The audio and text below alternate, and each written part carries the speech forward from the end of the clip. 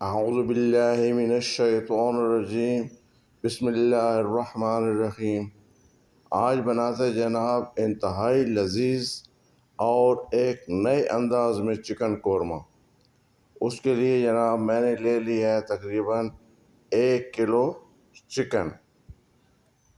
ابھی جناب آپ نے 3 عدد درمیانے سائز کے پیاز لے کے ان کو انتہائی اچھے طریقے سے کاٹ کے ان کو لائٹ براؤن کر لینا ہے۔ یہ دیکھیں، یہ میں نے 3 عدد درمیانے پیاز لیے اور ان کو براؤن کر لیا ہے۔ بالکل اسی طریقے سے آپ نے تھوڑا سا لہسن اور ادرک کو بھی چھوٹے چھوٹے پیسوں میں کاٹ کے ان کو بھی پیازوں کی طرح اچھے طریقے سے براؤن کر لینا ہے۔ یہ دیکھیں جی، میں نے ادرک اور لہسن کو بھی براؤن کر لیا ہے۔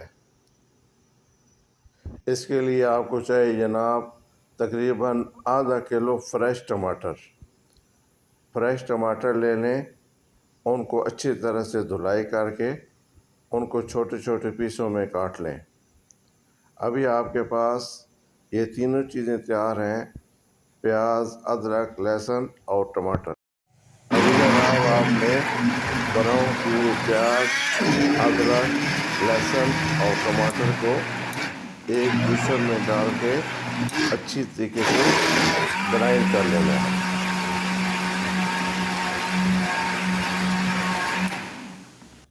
یہ دیکھیں جی، یہ گرائنڈ ہونے کے بعد انتہائی خوبصورت اور بہترین قسم کا آپ کا ادرک، ٹماٹر، لہسن اور پیاز کا پیسٹ تیار ہو گیا ہے۔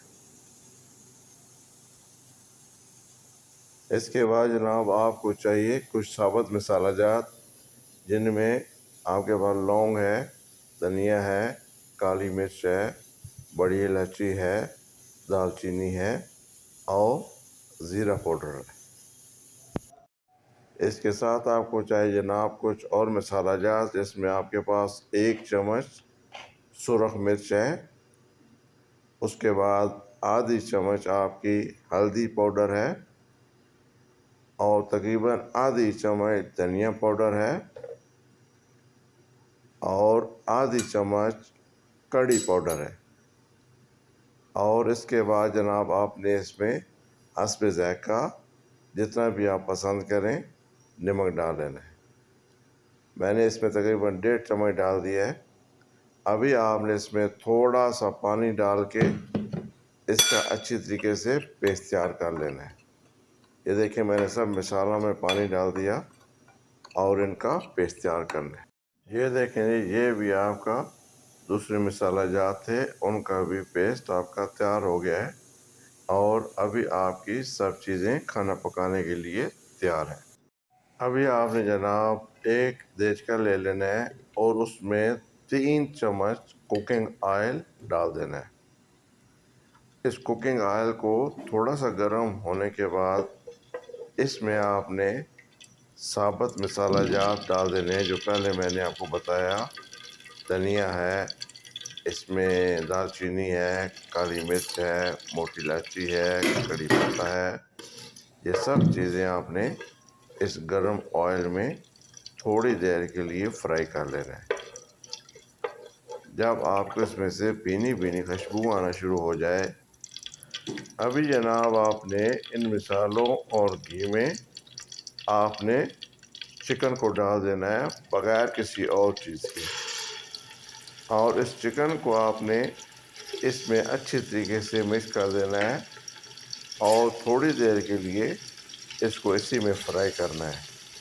یہ دیکھیں جی، میں نے چکن کو ان مسالوں میں، کھڑے مسالوں میں ڈال دیا اور ان کو فرائی کرنا ہے۔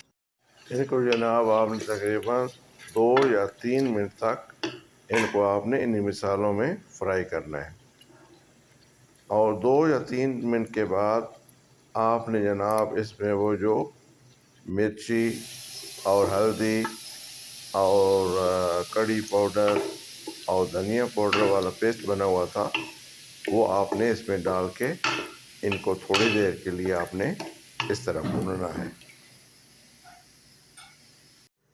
اس کو جناب آپ نے چمچ کی مدد سے آہستہ آہستہ آہستہ آہستہ آہستہ ہلاتے رہنا ہے، اس کو بالکل چھوڑنا نہیں ہے، وگرنہ یہ جو مسالے جات ہیں یہ آپ کے دیچکے میں نیچے لگ جائیں گے۔ ابھی جناب ٹماٹر، لہسن، ادرک اور پیاز کا بنا ہوا پیسٹ آپ نے اس چکن میں ڈال دینا ہے، اور ان کو آپ نے انتہائی اچھے طریقے سے مکس کر لینا ہے۔ دیکھیں جی، میں نے وہ پیسٹ اس میں ڈال کے اس کو انتہائی اچھے اور عمدہ طریقے سے مکس کر لیا ہے۔